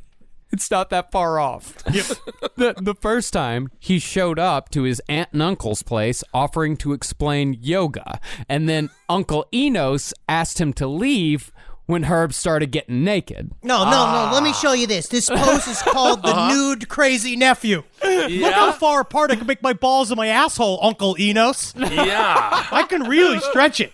A few days after that, Herb showed up at Enos and Bernice's house again, walked in the door without knocking, and sternly but calmly demanded that Uncle Enos flop out his testicles so Herb could see whose was bigger. Okay, listen. I want to see him so I can set the record straight. I can take pictures of it, and I'm going to put the results in my zine. Honestly, if this uncle was any kind of uncle at all, he would have been like, Bernice, get the radio flyer. I'm about to drop this kid. These nuts. Look at the size of these nuts. If you are an uncle out there and your nephew comes in and wants to do a nut competition, by uncle law, you have got to unzip, show the nuts, and let them know your balls are bigger. Well, finally, Herb showed up outside Bernice and Enos' house with a detailed plan to get Bernice pregnant because Bernice and Enos had tried without success for years. Oh, my. Well, he brought a chart. Like he had a chart, and he's like, look, Aunt Bernice, if you could see, I've worked out when your periods are, and I've worked out the certain days when you and Uncle Enos need to have a sexual relation. So if you just invite me in for just a moment, then I can explain this entire thing to you in full detail. And she just looked at him and said, "You need to go." You need to get out of here. I mean, you just need to get out of here. Like, because they're so exhausted at that point. Oh, yes. And the chart is really what gets you disinvited from lunch. I mean, I understand. You know, sometimes we get invited out to lunch with an old friend, and then all they want to do is talk about podcasts or something like that. And it's like, I thought we were just going to have lunch. And now all of a sudden we have a full chart. I'm looking at how many listeners you've had over a series of years. I love you, but why are we... What? Man, I just wanted to hang out. Just wanted to talk about sports. Now, after all that, in September of 1972, just before the murder started, the Mullin family decided that it was probably a good idea to lock Herbert away in an asylum, whether he wanted to go or not. After all the shit with Bernice and Enos, they're like, we just gotta lock him away. And he's been in and out. Everyone's terrified of him. We gotta lock him away somewhere. But this was just after the Republicans, led by then-Governor Ronald Reagan, gained control of California.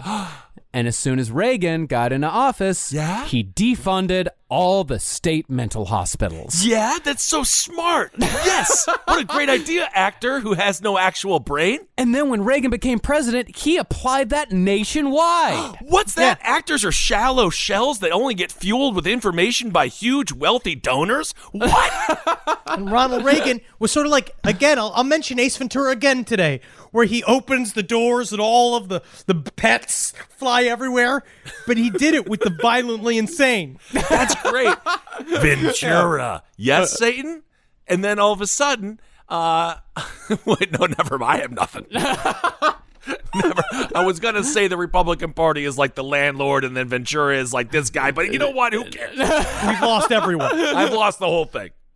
Well, for the Mullins, the only other option besides the state mental hospitals that Reagan had just closed, the only other option was a private hospital that cost $100 a day, which is about $600 a day in today's money. It's almost like the entire thing was a massive scam to help corporate overlords benefit off the suffering of others.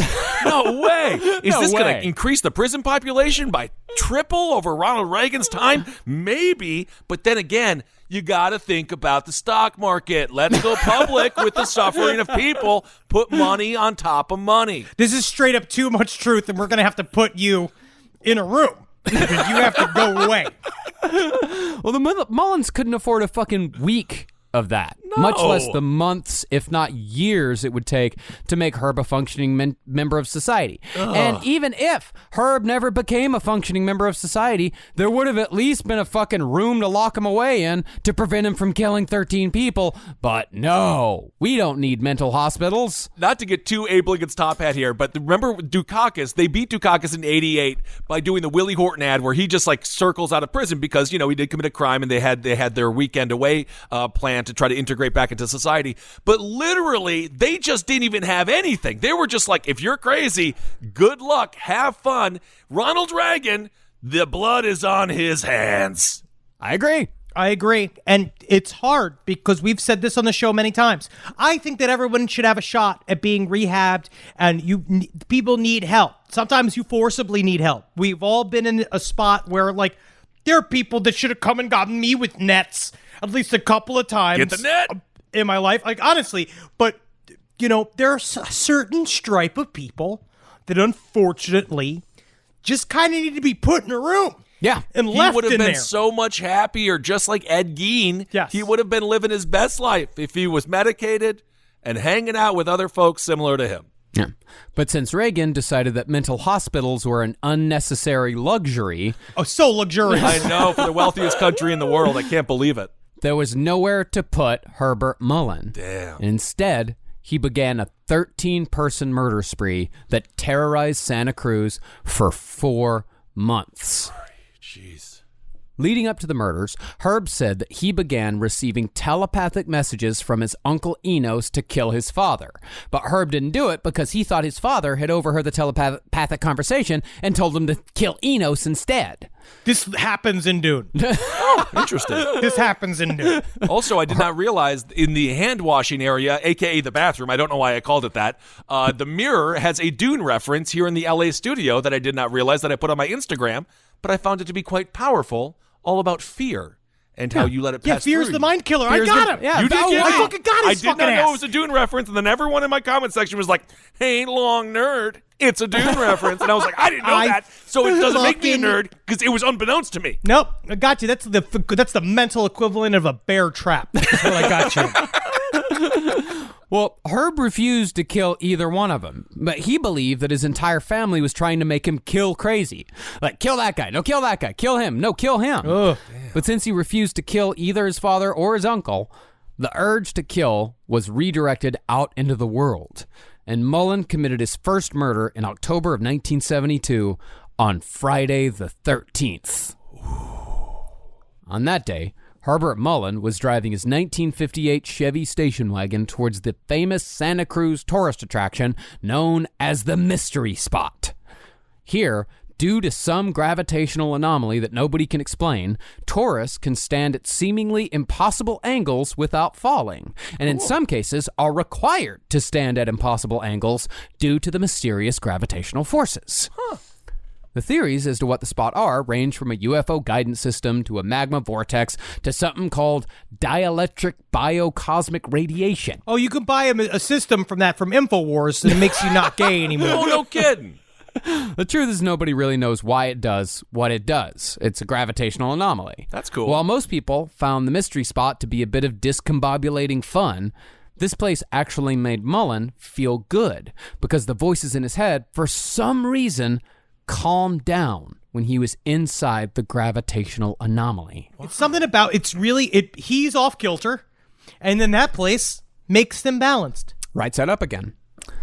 But as Herb was driving to the mystery spot on that day, he passed a man described as a, quote, familiar local hobo in the Herb Mullin episode of the British Born to Kill documentary series. Yeah, Whitey. Whitey's a fun guy. He was a fun guy. Everybody knew him.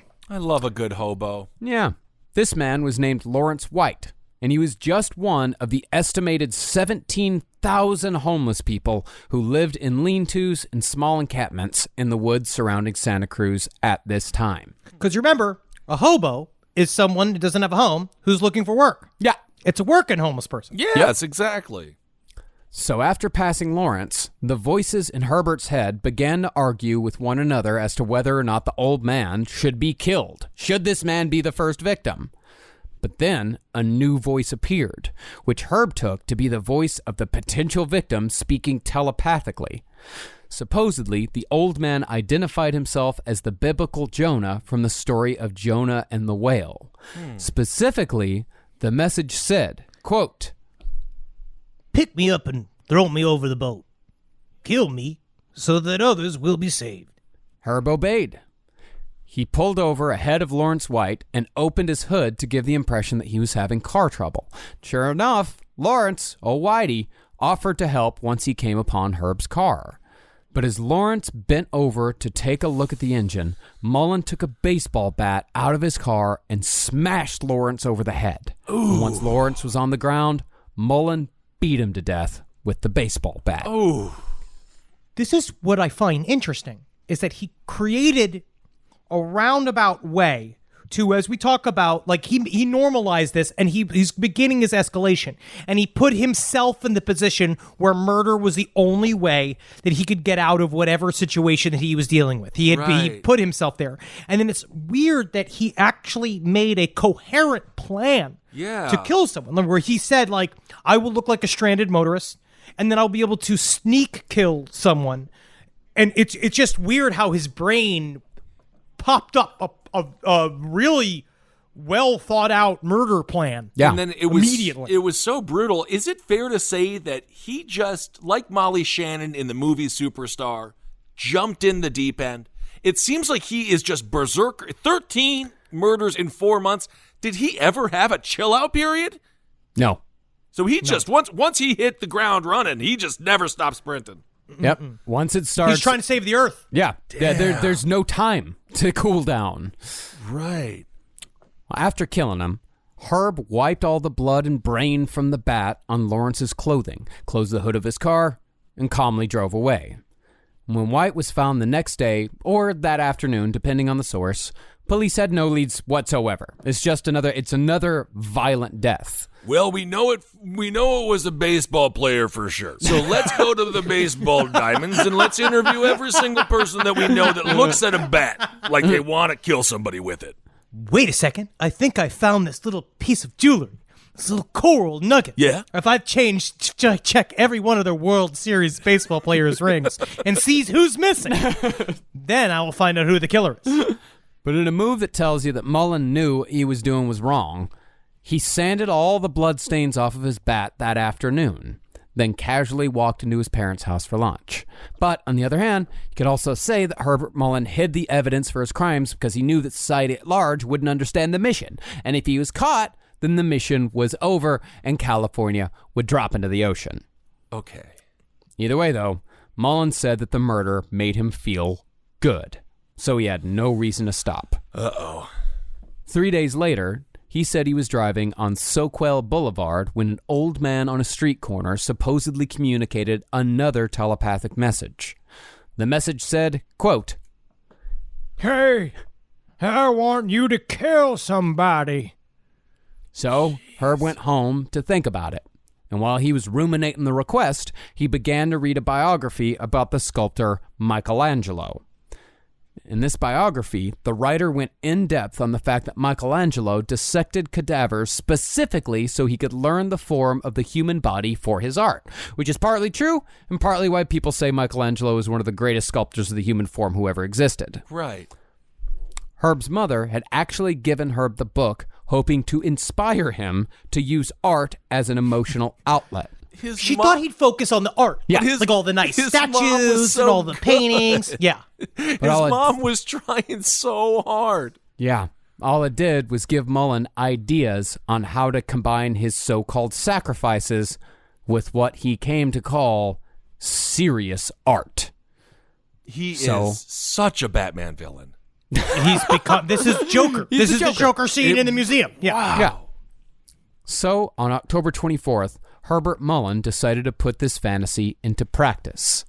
On that day, while driving on the same spot where Mullin had supposedly received his last message to kill, he saw 24-year-old Mary Guilfoyle hitchhiking. She was on her way to Cabrillo College for a job interview, and the second Mullin saw her, he claimed that a voice in his head said that she was the next to die, and Mullin agreed. There's something about him cruising and looking and then having these moments, again, out of a horror film from the 80s, where you see someone walking and you're highly agitated. You're in the middle of what is an extended schizophrenic episode. Right. And you look, and she sort of makes eye contact with you. A young girl walking down the street makes eye contact with you, and then you have this moment of like, dum dum dum dum dum dum dum dum dum, where you hear a voice being like, I want you to kill me to save the city. And you believe that this is fucking real. Right. Damn. Or one of the big features of schizophrenia is making connections where no connections exist. Okay. And for him, he was driving on, this was on, it's not Seroquel Boulevard. Seroquel is a medication for mental illness. Soquel Boulevard. Yes. He was driving down Soquel Boulevard, and this was the same place where the old man had supposedly sent him the message, hey, I want you to kill somebody. You know, a few days, I think like 2 weeks earlier or something like that. So with him, the connection is made, the girl's there, and that's how she dies. Isn't there, what's the horror movie that's kind of like, is it Jacob's Ladder? The one where the father is kind of a schizophrenic, but then it turns out he's correct. Frailty. Frailty, yes. You just ruined the ending. You just ruined the ending, but yes, it is a great film. No, that's not. The movie has been out for 25 years. People can't see every single fucking movie that ever comes out. You don't need to spoil every single movie that you see. I'm not spoiling the freaking movie. If our audience has not seen Frailty, it's 25 years old. I haven't seen Frailty. It's been something that Caroline's like, hey, we need to see Frailty. It's great. There's like it's really cool. We should watch it one day. I'll tell you how it ends. They go to an amusement park and they build a zoo. Great. They built a zoo. Honestly, you should see Frailty. Yeah. You should really see Frailty. I don't really want to anymore. Well, no, there's Marcus, no. Unbelievable. Well, this was an extraordinarily bad time to be hitchhiking in Santa Cruz because Ed Kemper had already abducted and brutally murdered several girls on this exact same stretch of road in the preceding months. There's already a serial killer on the loose in Santa Cruz. They're all out there. This is the movie I Saw the Devil. Yes, you ever seen I Saw the Devil? Yes. Where there's like a group of serial killers just hanging out, just being friends and shit. Great movie. But just like Kemper, Mullin appeared to be harmless, so Mary took the chance. After Mullin picked her up and drove her to a secluded spot that he claimed was a shortcut, he parked the car. Then, after a brief struggle, he pulled out a hunting knife and stabbed Mary Guilfoyle in the heart and back multiple times until she bled to death.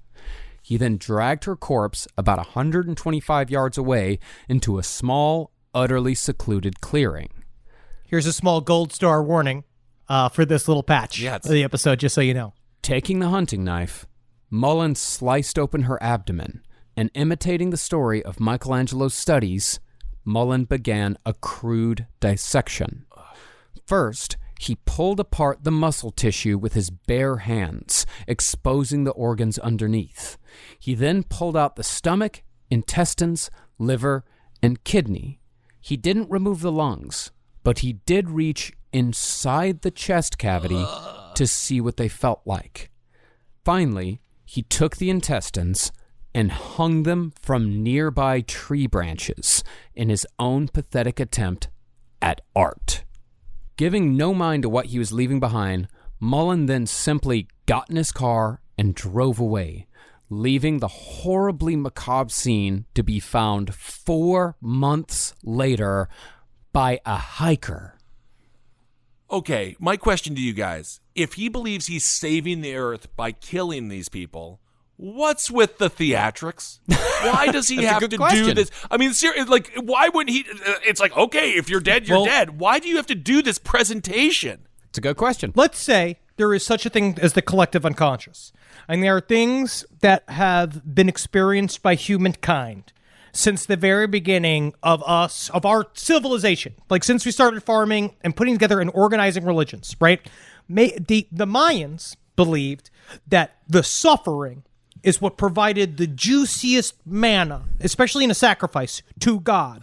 On some level, right? Maybe you could even say there is some form of connection to an ultimate intelligence that has this sort of belief system inside of it, which is, this is me prostrating and attempting to impress God with my commitment to Sparkle Motion.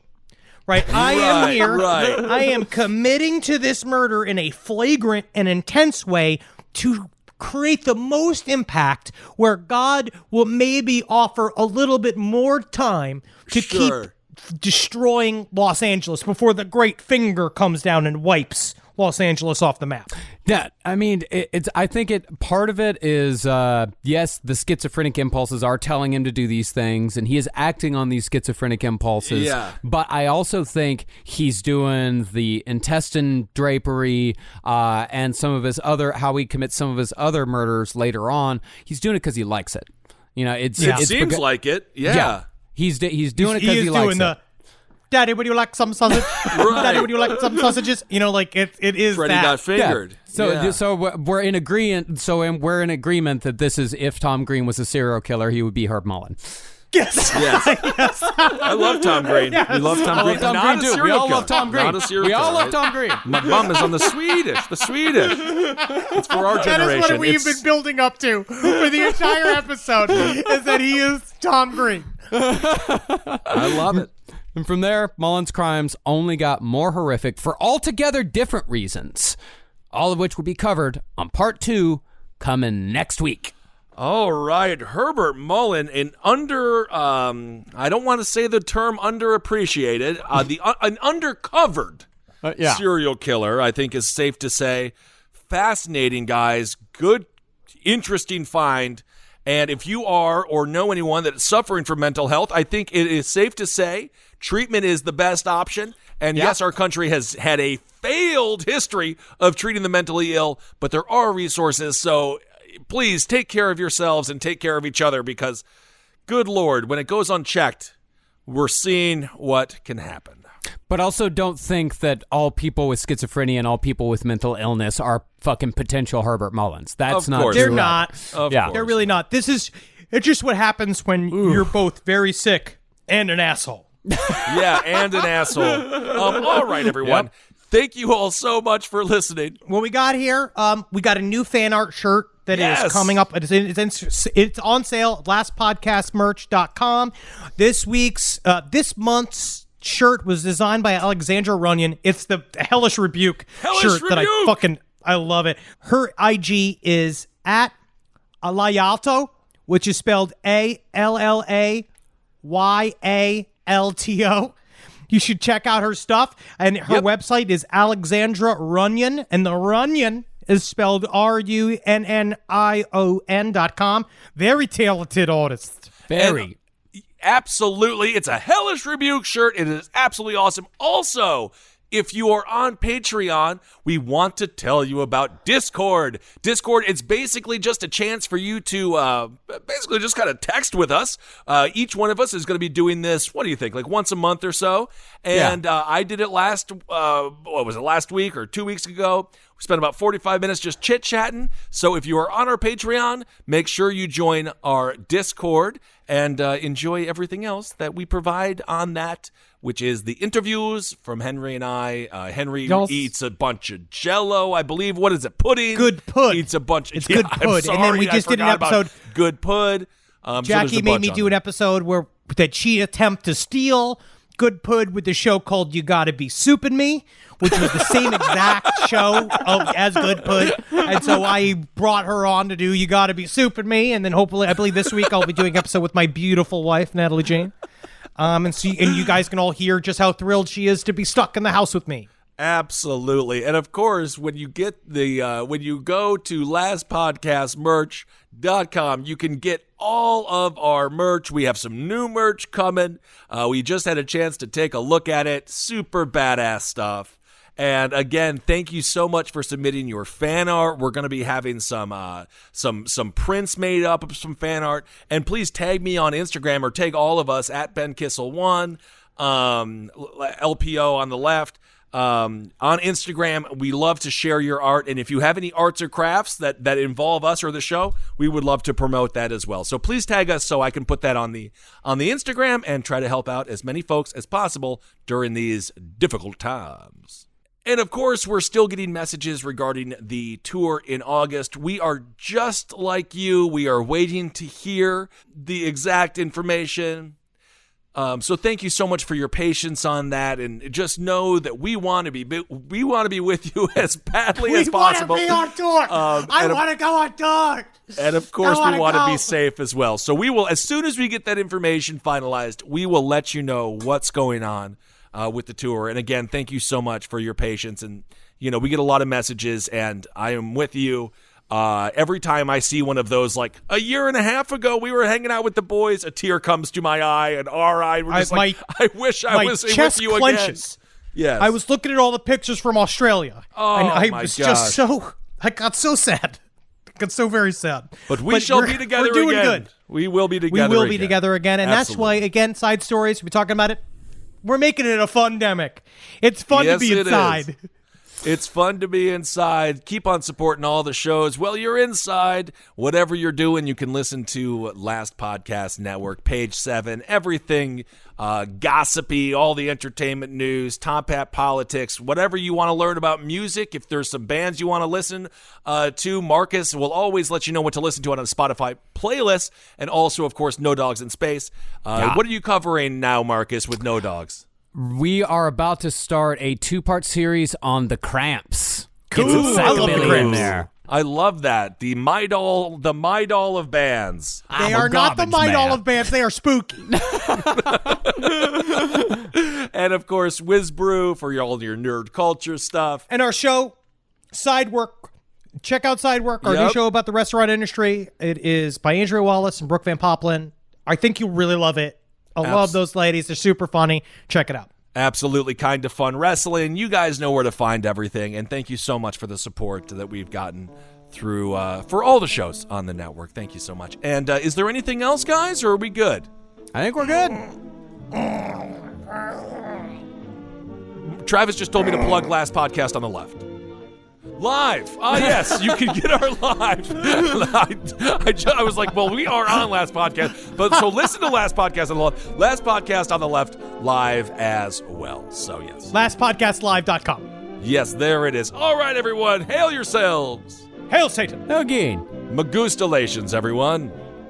Hail me. And I think I should be hailed for not murdering a bunch of people just because I think that God is speaking to me. And I think that I should be thanked for that. You want to be thanked for not murdering people, Henry? Yes. That's not something to be thanked for. That's something to be assumed that you're not going to kill everyone. I feel like the bar's real low these days. Well, in that case, thank you, Henry, for not killing anyone. I accept. We appreciate You're it. welcome. We appreciate it. This show is made possible by listeners like you. Thanks to our ad sponsors, you can support our shows by supporting them. For more shows like the one you just listened to, go to lastpodcastnetwork.com.